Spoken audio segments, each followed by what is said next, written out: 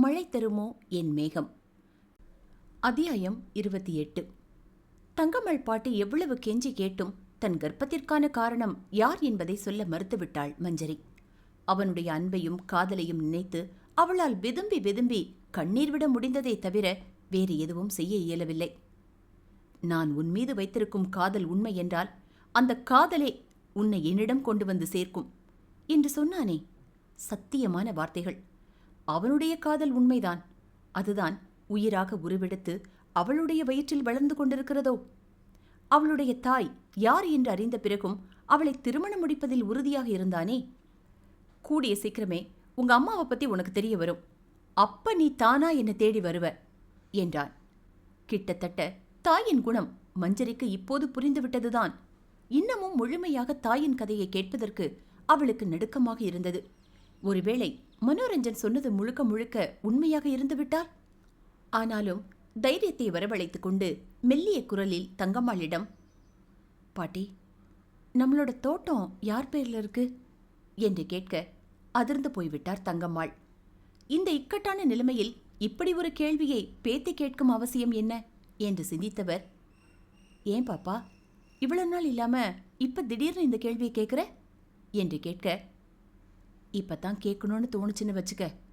சொல்லு, அந்த தோட்டம் யார் பேர்ல இருக்கு? தன்னை நேர் பார்வை பார்த்து பேத்தி மஞ்சரி கேட்ட கேள்விக்கு பதில் சொல்ல இயலாமல் தலை குனிந்தார் தங்கம்மாள். பிறகு, அது உங்க அத்தை கமலேஸ்வரி பேர்ல இருக்கு என்றார் ஈனஸ்வரத்தில்.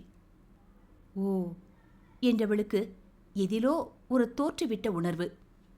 அந்த தோட்டம் மட்டும் இல்லை பாட்டி, நாம் அனுபவிச்சுட்டு இருக்கிற சொத்து சுகங்கள் நகைகள் இந்த வீடு எல்லாமே கமலேஸ்வரி அத்தையோடது தான்.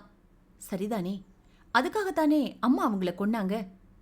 அழுத்தமாக பேத்தி கேட்ட கேள்வியில் அதிர்ந்து நிமிர்ந்தார் தங்கம்மாள். இவளுக்கு எப்படி இந்த உண்மையெல்லாம் தெரியும் என்பது மாதிரி. நேரில் பார்த்தது போலவே சொல்கிறாளே.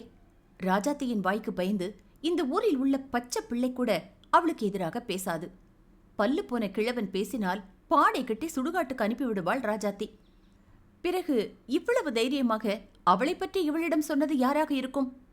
ராஜாத்திக்கு எதிராக பேசும் தைரியம் இந்த சுத்துப்பட்டி ஆண்களுக்கு இருக்கிறதா? அதுவும் 20 வருடத்திற்கு முன்பு நடந்த சம்பவங்களை சொல்லும் அளவிற்கு எவனுக்கு துணிச்சல் வந்திருக்கும்? இதெல்லாம் இவளுக்கு எப்படி தெரியும்னு யோசிக்கிறீங்களா பாட்டி? யாரோ ஒரு புண்ணியமா சொன்னார்னு வச்சுக்கோங்களேன். ஆனா சொன்னதெல்லாம் உண்மைதானே. இதெல்லாம் அத்தையை ஏமாத்தி அம்மா புடுங்கினதானே. எங்க இல்லைன்னு சொல்லுங்க பாப்போம்.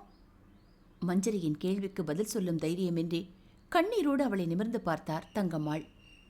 பாட்டியின் உடல் மொழியே அவரால் மறுத்து பேச முடியாது என்பது மஞ்சரிக்கு புரிந்துவிட தலை முதல் கால் வரை எல்லாமே கசந்தது, வெறுப்பாக இருந்தது. ஊரான் சொத்தை ஏமாற்றி தின்ற காசில் வளர்ந்த உடம்பை நெல்லவிக்கும் அடுப்பில் வைத்து அப்படியே விறகு கட்டையாக மாற்றி எரித்து விடலாமா என்றும் கூட ஒரு நிமிடம் யோசித்தாள் மஞ்சரி. ஆனால் அவள் மட்டும் இப்போது தனியாள் இல்லையே. அவளுக்குள் அவளுடைய மனோரஞ்சன் அன்பாக கொடுத்த காதல் பரிசு வளர்ந்து கொண்டிருக்கிறது. பொன்னை போல பூவை போல அதனை போற்றி பாதுகாத்து பெற்று வளர்த்தெடுக்க வேண்டும். அதுதான் அவனுடைய காதலுக்கு அவள் செய்யும் மரியாதை. பாட்டியை பார்த்தால் கூட இப்போது அவளுக்கு வெறுப்பாக இருந்தது. உங்களையே நம்பி வந்த ஒரு பொண்ணை சாகர அளவுக்கு விட்டுருக்கீங்க பாட்டி. அப்ப உங்களுக்கு உங்க வீட்டுக்கு வாழ வந்த பொண்ணை விட நீங்க பெத்த பொண்ணுதான் பெருசு இல்ல? அவங்க என்ன அக்கிரமம் செஞ்சாலும் அதை பார்த்துட்டு நீங்களும் தாத்தாவும் சும்மா இருந்திருக்கீங்க. மஞ்சரி ஆவேசமாக குற்றம் சாட்ட வாயை பொத்தி அழுதார் தங்கம்மாள். எனக்கு தெரிஞ்சு எதுவுமே நடக்கல பாப்பா. இப்ப மட்டும் இல்ல, முன்னாடி கூட இந்த பாட்டி ஒண்ணுமே தெரியாத மட சாம்பிராணிதான். நம்மளை சுத்தி என்ன நடக்குதுன்னு கவனிக்காத மக்குதான். என்ன மாதிரியே என் மகளும் இருப்பான்னு நான் நினைச்சது கூட தப்புதான். எல்லாமே எனக்கும் தாத்தாவுக்கும் தெரியாமலே நடந்து போச்சு. கமலா இறந்து 40வது நாள் சாமி கும்பிடுறதுக்கு வந்திருந்த கமலாவோட அக்கா ஜெயலட்சுமிக்கும் உங்க அம்மா ராஜாத்திக்கும் நடந்த சண்டையில தான் எனக்கு எல்லாமே விளங்குச்சு. எனக்கு மட்டும் இல்ல, எல்லாருக்குமே எல்லாமே தெரிஞ்சது அன்னைக்கு தான். விவரமா சொன்னாதான் உனக்கும் புரியும், இரு சொல்றேன் என்றவர் கண்ணீருக்கிடையே மருமகள் கமலேஸ்வரியின் கதையை சொல்ல ஆரம்பித்தார். 20 வருடங்களுக்கு முன்பு துரைசாமி மல்லிகா தம்பதியருக்கு 2 பெண் குழந்தைகள்தான். மூத்தவர் ஜெயலட்சுமி, 2வது கமலேஸ்வரி. மூத்த மகள் ஜெயலட்சுமியை சென்னையில் 4 சக்கர வாகனங்கள் மற்றும் 2 சக்கர வாகனங்களுக்கான உதிரி பாகங்கள் தயாரிக்கும் ஜே.கே. ஸ்பேஸ் என்ற நிறுவனத்தை நடத்தி வந்த ஜெகநாதனுக்கு மணம் முடித்து கொடுத்தார்கள். ஜெகநாதன் துரைசாமிக்கு தூரத்து உறவினர். கூடவே நல்ல குடும்பம், பணக்கார பாரம்பரியமான குடும்பம், எளிமையான மனிதர்கள். துரைசாமிக்கும் மல்லிகாவுக்கும் கூட கரை காணாத அளவில் சொத்து இருந்தது. அதை இரு பெண் மகள்களுக்கும் சரிசமமாக பகிர்ந்து கொடுத்திருந்தார் துரைசாமி. ஜெயலட்சுமிக்கு மனோரஞ்சனும் ஸ்வேதாவும் பிறந்து விட்டார்கள். மனோரஞ்சன் பிறந்த உடனேயே கமலேஸ்வரிக்கு மாப்பிள்ளை தேடும் படலத்தை ஆரம்பித்தார் துரைசாமி. ஆனால் அவளுக்கு வரன் அமையவே இல்லை. காரணம், அவளது ஜாதகத்தில் இருந்த ராகு தோஷம். கிட்டத்தட்ட 4 வருடங்களாக தொடர்ந்து மாப்பிள்ளை தேடிக்கொண்டே இருந்தார்கள். ஆனால் அவளுடைய ஜாதகத்தை வாங்கி பார்த்த மாப்பிள்ளை வீட்டினரில் பெரும்பாலானோர் அதன் பிறகு அவர்கள் வீட்டு பக்கமே வரமாட்டார்கள். அதோடு விட்டார்களா? இல்லை. தெரிந்தவர்கள், அக்கம் பக்கத்தினர், சொந்த பந்தம் என்று அனைவரிடமும் கமலேஸ்வரியின் ஜாதகத்தை பற்றி விலாவாரியாக விவரிப்பார்கள்.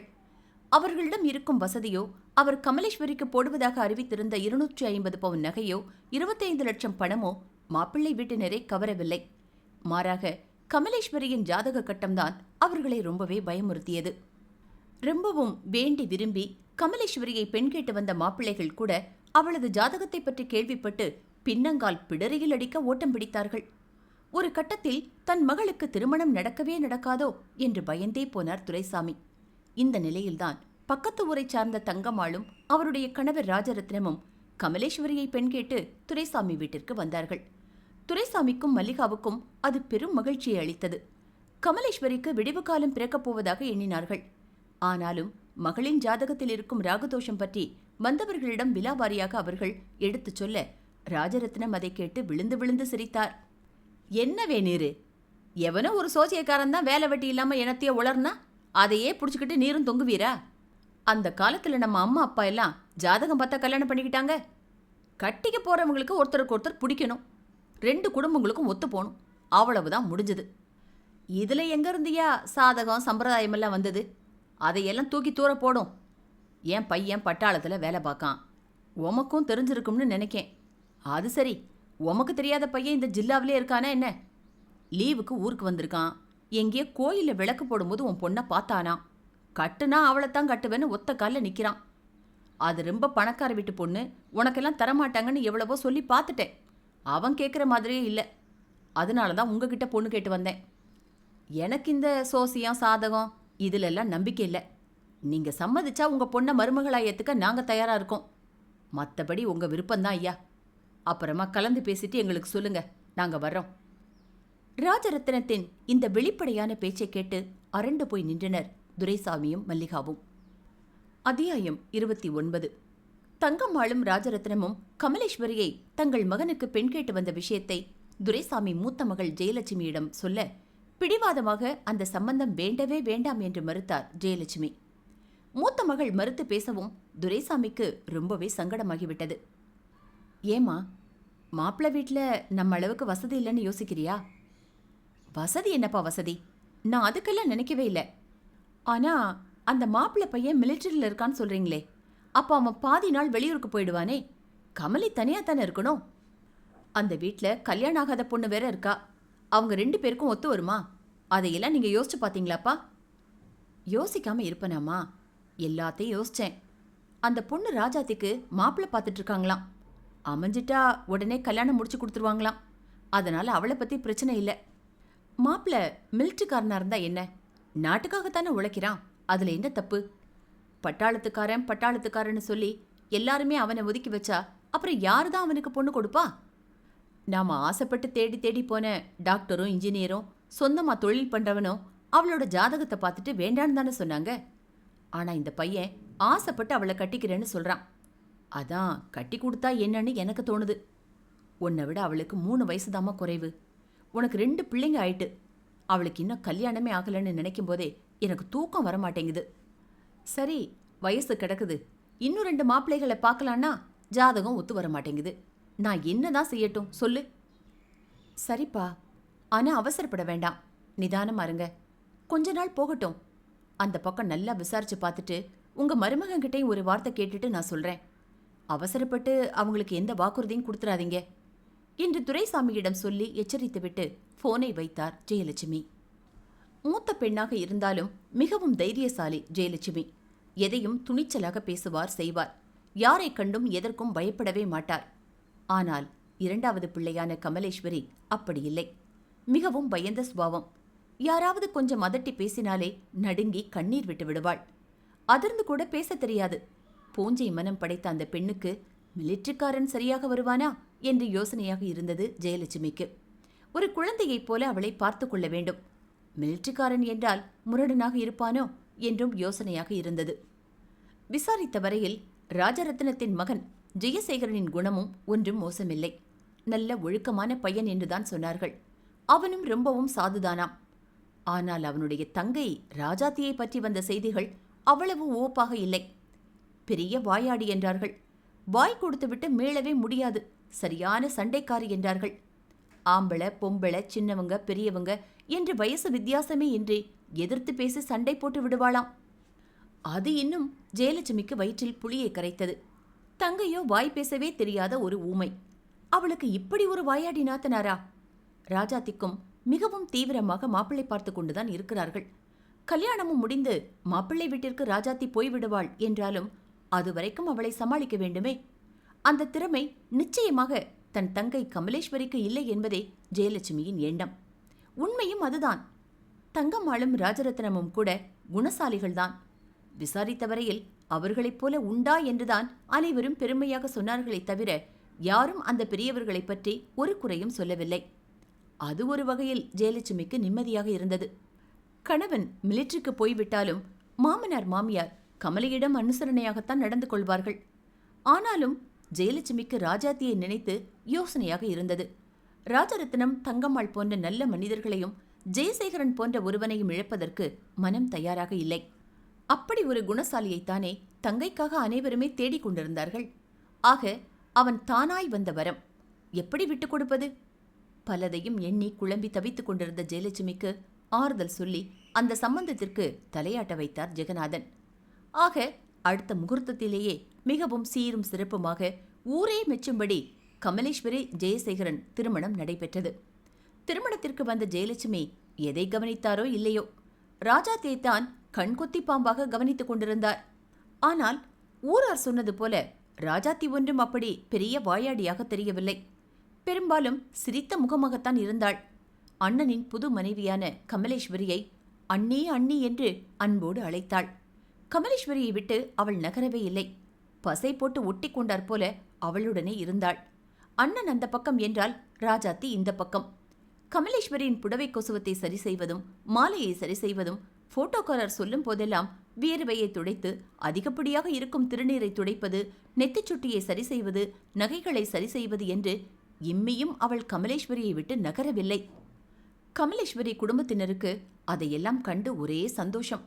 தங்கள் மகளை அவளுடைய கணவனின் தங்கை எவ்வளவு பாசமாக பார்த்துக் கொள்கிறாள் என்று நினைத்தார்கள் அவர்கள். ஆனால் ராஜாத்தி கமலேஸ்வரியை ஒட்டிக்கொண்டே நின்றதற்கான காரணமே வேறு. ராஜாத்தி கமலேஸ்வரியிடம் இருக்கும் 250 பவுன் நகைகளையும் மொத்தமாக சுருட்ட நினைத்தாள். அதுதான் அந்த ஒட்டுதலுக்கு காரணம். 250 பவுன் என்பது துரைசாமி மகளுக்கு போட்டது. அது தவிர துரைசாமி மல்லிகாவின் உறவினர்கள் அனைவரும் கமலேஸ்வரிக்கு போட்டதே கிட்டத்தட்ட 50 சவரனுக்கு மேல் வரும். ஆக மொத்தம் 300 பவுனுக்கும் அதிகமான நகைகள். அதில் பாதியையாவது சுருட்டிவிட வேண்டும் என்ற கணக்கோடுதான் அன்னி கமலேஸ்வரியை ஒட்டிக்கொண்டே நின்றாள் ராஜாத்தி.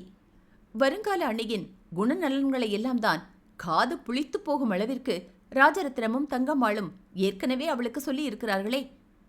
பாவம், சூதுவாத அறியாத பெரியவர்கள் தங்கள் வருங்கால மருமகளை புகழ்வதாய் நினைத்து மகளின் பேராசையை தூண்டிவிட்டார்கள். தன்னைப் போல அண்ணியும் ஒரு ராங்கியாக இருந்திருந்தால் தன்னுடைய பாச்சா எதுவும் அவளிடம் பலிக்காது என்று ராஜாத்தி பேசாமல் கையை வாயை மூடிக்கொண்டு அமைதியாக இருந்திருப்பாள். ஆனால் கமலேஸ்வரியின் குணம்தான் அவளிடம் இருக்கும் மொத்த நகைகளையும் ஆட்டையை போட ராஜாத்தியின் ஆசையை தூண்டிவிட்டது. யாரையுமே எதிர்த்து பேசாத அப்பாவியாம். அப்பேற்பட்ட ஆளை ஈஸியாக ஏமாற்றி விடலாமே. இவர்களிடம் எல்லாம் அன்பாக இருப்பது போல் நடித்தாலே போதும், கையில் இருப்பதையெல்லாம் வாரி கொடுத்து விடுவார்கள். உண்மையும் அதுதான். யாராவது கஷ்டம் என்று கண்ணீர் விட்டு அழுதாலே உள்ளே போய் தாய் மல்லிகாவிடம் கெஞ்சி கூத்தாடி அவரிடமிருந்து பணத்தை வாங்கி கொண்டு வந்து கொடுத்து விடுவாள் கமலேஸ்வரி. அதை நன்கு அறிந்ததினால்தான் புத்திசாலித்தனமாக திட்டம் போட்டாள் ராஜாத்தி. மிகவும் வசதியான வீட்டில் பிறந்திருந்தாலும் கூட ஆடை அலங்கார விஷயத்தில் அதிக நாட்டம் இல்லாதவள் கமலேஸ்வரி. நகைகளையும் அதிகமாக போட்டுக்கொள்ள மாட்டாள். ஏதேனும் கோவில் விசேஷங்களுக்கு சென்றால், அதுவும் தாய் மல்லிகா திட்டினால் மட்டும்தான் ஏதாவது ஒரு நகையை தூக்கி போட்டுக்கொள்வாள். மிகவும் எளிமையான அலங்காரம்தான் கமலிக்கு பிடிக்கும். ஆனால் ராஜாத்தி அப்படியல்ல. ஆள் பார்ப்பதற்கு சந்தன சிலை போல அழகாகவும் இருப்பாள். அந்த அழகை அதிகப்படுத்தி காண்பிக்கும்படியாக ஆடை அலங்காரமும் செய்து கொள்வாள். கோவில் விசேஷம் என்று ஏதாவது அலங்காரம் செய்து கொண்டு ராஜாத்தி கிளம்பும்போது அவள் கேட்காமலேயே தன்னுடைய நகைகளை நாத்தனாருக்கு போட்டு அழகு பார்த்தாள் கமலேஸ்வரி. கழுத்து நிறைய கனத்த நகைகளும் கை நிறைய காப்பும் அசைந்தாடும் குடை ஜிமிக்கியுமாக தெருவில் நடந்து போகும்போது ராஜாத்திக்கு பெருமிதமாக இருக்கும். தெருவில் இருப்பவர் அனைவரும் அவளையே அதிசயமாக பார்ப்பது போன்ற உணர்வு ஏற்படும். இரவலாக அண்ணியிடம் வாங்கி அணிந்து கொண்டிருக்கும் இந்த நகைகள் அனைத்தையும் தனக்காக சொந்தமாக்கிக் கொள்ள வேண்டும் என்ற வெறியும் கிளம்பும். அத்தியாயம் 30. ராஜரத்னம் தங்கம்மாள் தம்பதியருக்கு 2 பிள்ளைகள்தான். மூத்தவன் ஜெயசேகரன். அவனுக்கு சிறு வயதிலிருந்தே பட்டாளத்து வீரனாக வேண்டும் என்றுதான் ஆசை. அதுபோலவே போய் சேர்ந்து கொண்டான். அதற்கு காரணம் அவனுடைய தந்தை ராஜரத்னம் செய்து வந்த வேலை. ஊரை காவல் காப்பதுதான் அவருடைய வேலை. அதாவது ஊரில் இருக்கும் பெரிய பெரிய வயல்கள், கரும்புக்காடு, வாழைத்தோப்புகள், தென்னை மரங்கள் இவற்றை சுற்றி சுற்றி இரவிலும் பகலிலும் பாதுகாப்பது மட்டும்தான் அவருடைய வேலை. அதற்கு தகுந்தவாறு கூலியை பணமாகவோ விளையும் பொருளாகவோ பெற்றுக்கொள்வார் ராஜரத்னம். அடிப்படையிலேயே மிகவும் ஏழ்மையான குடும்பத்தை சார்ந்தவர்தான். ஆக இந்த வரும்படி அவருக்கு போதுமானதாக இருக்க வேறு வேலை செய்ய வேண்டும் என்றே அவருக்கு தோன்றவில்லை. மகனும் நாட்டை பாதுகாக்கும் பணிக்கு சென்றுவிட இருக்கும் ஒரே மகள் ராஜாத்தியை தங்கள் வசதிக்கேற்ப ஒரு மாப்பிள்ளையாய் பார்த்து கட்டி கொடுக்க வேண்டும் என்று நினைத்திருந்தார் அவர். ஆனால் ராஜாத்தியின் எண்ணங்களும் ஆசைகளும் வேறு. ஆசை என்றால் அவளுடையது சாதாரண ஆசை அல்ல, பேராசை. அதற்கு காரணம் அவளுடைய அழகு. அந்த அழகை இன்னும் அதிகரிக்கும் அளவிற்கு வாங்கித் தருவதற்கு பெற்றவர்களிடம் போதிய பணம் இல்லையே என்ற மனக்குறை ராஜாத்திக்கு எப்போதுமே உண்டு. கோயில் கொடை சமயங்களில் பெரிய பணக்கார வீட்டு பெண்கள் எல்லாம் பட்டும் நகையுமாக ஜொலிக்கும்போது இவள் மட்டும் சாதாரண துணிமணியும் கவரிங் நகைகளும் கண்ணாடி வளையலுமாக போய் நிற்பதற்கு அசிங்கப்படுவாள். தாயும் தகப்பனும் சேர்த்து வைக்காத சொத்துக்களை, நகையை, பணத்தை எப்படியாவது தான் சேர்க்க வேண்டும் என்று சிறு வயது முதலே அவளுக்கு ஆசை. நிச்சயமாய் நேர்வழியில் சம்பாதிக்க முடியாது என்று தெரியும். அதனால் குறுக்கு வழியிலாவது அதை சம்பாதித்து விட வேண்டும் என்று உள்ளூர ஒரு இரகசிய ஆசையை கொண்டிருந்தாள் ராஜாத்தி. ஆசை என்று கூட அதை சொல்ல இயலாது. வெறி. நினைத்ததை அடைந்தே தீர வேண்டும் என்று அவளுக்குள்ளே ஒரு அடங்காத வெறி இருந்தது. அதற்கு வாய்ப்பாக வந்து சிக்கியவள்தான் ஜெயசேகரின் மனைவியான கமலேஸ்வரி. பரம சாது என்பார்களே, அதே போன்ற ஒரு குணம்தான் கமலேஸ்வரிக்கு. அடித்தால் கூட வாங்கிக் கொண்டு போய்விடுவாள், திருப்பி அடிக்க மாட்டாள். என்னை ஏன் அடித்தாய் என்று கேள்வி கூட கேட்க மாட்டாள். அப்பேற்பட்ட பிள்ளை பூச்சி. அவளை ஏமாற்றுவது ராஜாத்திக்கு கடினமா என்ன? ஆக ஏமாற்றத் தொடங்கினாள். விசேஷத்திற்கு கோயிலுக்கு என்று அணிந்து செல்லும் நகைகளை கமலேஸ்வரியிடம் திரும்ப கொண்டு வந்து அவள் கொடுப்பதே இல்லை. தன் பெட்டிக்குள்ளேயே பதுக்கிக் கொள்வாள். அன்று நான் உனக்கு அந்த நகையை தந்தேனே, நீ எனக்கு திருப்பி தரவில்லையே என்று கமலேஸ்வரியும் கேட்க மாட்டாள். காரணம் ஜெயசேகரன். அவன் கமலேஸ்வரி மீது வைத்திருந்த உண்மையான ஆசை. 24 மணி நேரமும் கமலி கமலி என்று உருகினான் ஜெயசேகரன். கணவனின் அன்பிலும் காதலிலும் மூச்சு முட்ட முக்குளித்துக் கொண்டிருந்த கமலேஸ்வரிக்கு நாத்தனாருக்கு தான் தூக்கிக் கொடுத்த நகை பற்றியே ஞாபகம் வராது. இந்நிலையில் ராஜாத்தியை பெண் கேட்டு பக்கத்து ஊரைச் சார்ந்த ஜமீன்தார் ஒருவர் வந்திருந்தார். அவர் கை காட்டிய மாப்பிள்ளைதான் சுந்தரேசன். அந்த ஜமீன்தார் அள்ளிவிட்ட பொய்களையெல்லாம் நம்பி சுந்தரேசனுக்கு ராஜாத்தியை கட்டி கொடுத்தார் ராஜரத்னம். கல்யாணமாகி கொஞ்ச நாட்களுக்கு பிறகுதான் சுந்தரேசன் குடும்பத்தினரை பற்றிய உண்மை ராஜரத்னத்திற்கு தெரிய வந்தது. சுந்தரேசன் உண்மையிலேயே பெரும் பணக்காரர்தான். பரம்பரையாக ஜமீன்தார்தான். ஆனால் அதெல்லாம் ஒரு காலத்தில், அதாவது கடந்த காலத்தில். இப்பொழுது அவர்களுக்கென்று மிச்சம் இருந்தது அந்த ஜமீன்தார் என்ற பட்டமும் பெரிய பணக்காரர்கள் என்ற வாய்வழி சொல்லும் மட்டுமே. கிட்டத்தட்ட காலி பெருங்காய டப்பா என்று சொல்வோமே, அதே போல. சொத்து என்று இப்போது அவர்களுக்கு இருந்தது அரண்மனை போன்ற அந்த பெரிய வீடும் கொஞ்சம் நிலங்களும் மட்டுமே. அந்த வீடும் கூட 5 சகோதரர்களுக்கு என்று பாகத்தில் இருந்தது. விஷயத்தை கேள்விப்பட்ட ராஜாத்திக்கு தலையில் இடி விழுந்தாற் போல் ஆனது. மனதில் அவள் கட்டி வைத்திருந்த கனவு கோட்டையெல்லாம் இடிந்து தரைமட்டமாகிவிட வெறி பிடித்தாற் போலாகிவிட்டது அவளுக்கு. ஆனாலும் தன் குள்ளநெறித்தனத்தை அவள் விடவில்லை. மாப்பிள்ளை வீட்டில் ராஜாத்திக்கு வரதட்சணை என்று எதுவுமே வாய் திறந்து கேட்கவில்லை. உங்கள் இஷ்டம் என்று ஒரே வார்த்தையாக சொல்லிவிட்டார்கள். ஆனாலும் ராஜாத்திக்கு 150 பவுன் நகை, 15 லட்சம் ரூபாய் ரொக்கம் எல்லாவற்றையும் கமலேஸ்வரி கொடுத்தாள். அவளுடைய திருமணத்திற்கென்று வரதட்சணையாய் கொடுத்த 25 லட்சம் ரூபாய் பணத்தை ராஜரத்னமும் தங்கம்மாளும் கை நீட்டி வாங்கவில்லை. வேண்டாம் என்று மறுத்துவிட்டார்கள். எனவே அந்த பணத்தை கமலேஸ்வரியின் பெயரில் வங்கியில் போட்டு வைத்திருந்தார் துரைசாமி. அதை எடுத்துதான் ராஜேஸ்வரிக்கு நகை, ரொக்கம், சீர்சனத்து என்று அத்தனையும் சிறப்பாக செய்தாள் கமலேஸ்வரி. குடும்பத்தில் உள்ள அனைவரும் வேண்டாம் வேண்டாம் என்று மறுத்தும் கூட அவள் கேட்கவில்லை. எப்படியாவது நாத்தனார் கணவனோடு சந்தோஷமாக இருந்தால் போதும் என்று மனதார நினைத்தாள் அந்த அப்பாவி பெண். ஆனால் அப்பேற்பட்ட நல்ல மனதிற்குத்தான் துரோகம் இழைத்து விட்டாள் ராஜாத்தி. துரோகம் என்றால் சாதாரண துரோகம் அல்ல, கடவுளால் கூட மன்னிக்க இயலாத ஒரு துரோகம். ராஜாத்தி கமலேஸ்வரியிடமிருந்த நகையை பிடுங்கியதோ சொத்துக்களை ஆட்டையை போட்டதோ பெரிய விஷயம் அல்ல. ஆனால் அதைவிட பெரிய காரியம் ஒன்றை செய்தாள். அது திருமணம் முடிந்து 3 மாதங்கள் கமலேஸ்வரியுடன் குடும்பம் நடத்திவிட்டு மிலிட்டரிக்கு சென்று விட்டான் ஜெயசேகரன். அவன் ஊருக்கு செல்வதற்கு 2 நாட்களுக்கு முன்புதான் ராஜாத்தி சுந்தரேசன் திருமணம் நடந்திருந்தது. ஆனால் கொஞ்ச நாட்களிலேயே சுந்தரேசன் சாயம் வெளுத்து விட்டதால் அவனையும் இழுத்துக்கொண்டு தாய் வீட்டோடு வந்து தங்கிவிட்டாள் ராஜாத்தி. சுந்தரேசன் பெரும் பணக்காரன் என்று நம்பித்தான் பார்ப்பதற்கு ஆள் சுமாராக இருந்தாலும் கூட அவனை திருமணம் செய்து கொண்டாள் ராஜாத்தி. ஆனால் இப்போது பணமும் இல்லை, ஒன்றுமில்லை. இவனை வைத்தாவது பணக்காரி ஆகலாம் என்ற எண்ணமும் பொய்த்து போக மற்றொரு திட்டத்தோடு அவனையும் இழுத்துக்கொண்டு தாய் வீடு வந்து சேர்ந்தாள் அவள். ஒன்றுமில்லாத அந்த வீட்டில் உட்கார்ந்து நாக்கையா வலித்துக் கொண்டிருக்க முடியும்? தாய் வீட்டுக்கு வந்தாலாவது அண்ணியை ஏமாற்றி எவ்வளவோ பிடுங்கலாமே. ராஜாத்தி மனதின் கெட்ட எண்ணங்களை அறியாத பெரியவர்கள் வேறு வழியின்றி அவளையும் வீட்டில் சேர்த்து கொண்டார்கள். புது மனைவியான கமலேஸ்வரியை பிரியவே மனமின்றி மிலிட்டருக்கு கிளம்பி சென்று விட்டான் ஜெயசேகரன். அவன் சென்ற பிறகு வீடே வெறிச்சென்றாகிவிட்டது. கமலேஸ்வரிக்கு உண்ணவும் உறங்கவும் பிடிக்கவே இல்லை.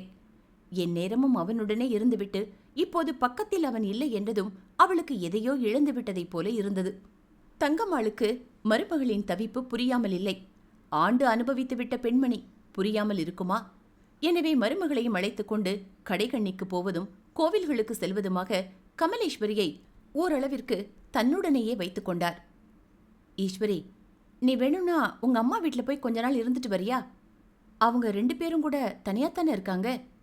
நீ போய் அவங்க கூட இருந்தா பெரியவங்களுக்கு கொஞ்சம் மனசு சந்தோஷமா இருக்குமே என்று கமலேஸ்வரியிடம் சொன்னார் தங்கம்மாள். அவர் எப்போதும் அவளை ஈஸ்வரி என்று அழைப்பதுதான் வழக்கம். ஆனால் மாமியார் சொன்னதை கேட்டு சங்கடமாக தலையாட்டி மறுப்பு தெரிவித்தாள் கமலேஸ்வரி. கணவன் இப்போதுதான் கிளம்பி வேலைக்கு போயிருக்கிறான். புருஷன் அந்த பக்கம் கிளம்பி போனதும் இவள் கிளம்பி அம்மா வீட்டுக்கு வந்து விட்டாளே என்று யாராவது தப்பாக பேசிவிடுவார்களோ என்று எண்ணி பயந்தாள் கமலேஸ்வரி. அதனால்தான் தாய் தந்தையரை பார்த்து கொஞ்ச நாள் அவர்களோடு இருந்துவிட்டு வர வேண்டும் என்று உள்ளுக்குள் ஆசை இருந்தாலும் மாமியார் வற்புறுத்தி போக சொன்ன பிறகும் தாய் வீட்டிற்கு செல்லவில்லை கமலேஸ்வரி. மாமியார் வீட்டிலேயே இருந்து கொண்டாள். அந்த நேரம் பார்த்து ராஜாத்தியும் கணவனை அழைத்து கொண்டு இங்கே வந்துவிட தனக்கு ஒரு நல்ல பேச்சு துணை கிடைத்து விட்டதாக நினைத்து மகிழ்ந்தாள் கமலேஸ்வரி. ஆனால் ராஜாத்தி என்ன கமலேஸ்வரியோடு பேசி பொழுதை கழிப்பதற்காகவா தாய் வீட்டிற்கு வந்தாள்? மழை வரும்.